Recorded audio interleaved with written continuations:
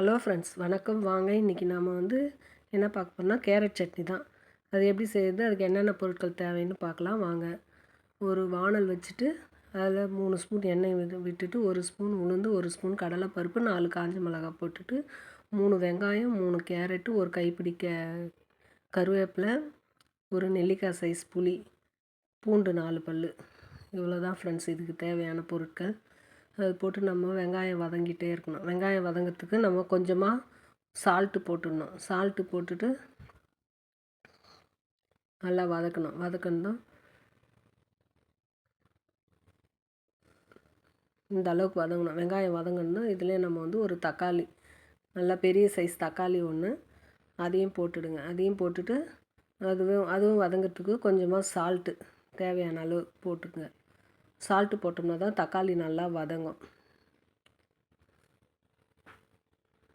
நல்லா இது வதங்கின பிறகு புளி ஒரு நெல்லிக்காய் சைஸ் புளி, அடுத்தது கேரட்டு, கருவேப்பிலை எல்லாம் ஒன்றாவே போட்டு வதக்கிடலாம். எல்லாம் ஒரு 3லேருந்து ஒரு 5 நிமிஷம் நல்லா வதங்கிடணும். நல்லா இந்த அளவுக்கு நம்ம வதங்கின பிறகு எடுத்து நம்ம ஆற வச்சிடலாம். ஒரு 10 நிமிஷம் ஆற வச்சுட்டு அதுக்கப்புறம் ஒரு மிக்ஸி ஜாரில் போட்டு நம்ம கெட்டியாக அரைச்சி எடுத்துக்க.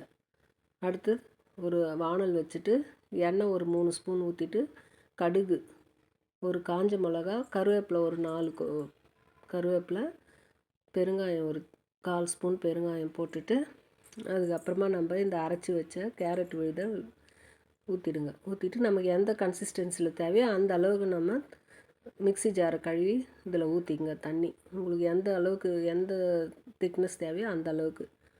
நம்ம இட்லி தோசைக்கு சாப்பிட்றதுனால கொஞ்சம் திக்காக இருந்தால் தான் இது நல்லாயிருக்கும். ரொம்ப தண்ணி விட தேவையில்லை. நான் இன்றைக்கி தோசைக்கு தான் வைக்கிறேன். கேரட் நம்ம கண் பார்வைக்கு ரொம்ப நல்லது. அதனால் நீங்களும் ஒரு முறை ட்ரை பண்ணி பாருங்கள். இந்த அளவுக்கு கொதிச்சா போதும். ரொம்ப நேரம் கொதிக்க வேண்டியதில்லை. பாருங்கள், 2 தோசை சாப்பிட்றவங்க கூட 4 தோசை சாப்பிடுவாங்க. அவ்வளோ டேஸ்ட்டாக இருக்கும். ஒரு முறை ட்ரை பண்ணி பாருங்கள். ட்ரை பண்ணி பார்த்துட்டு எனக்கு சொல்லுங்கள். வீடியோ பிடிச்சிருந்தா லைக் பண்ணுங்கள், ஷேர் பண்ணுங்கள், கமெண்ட்ஸ் பண்ணுங்கள், சப்ஸ்கிரைப் பண்ண மறந்துடாதீங்க.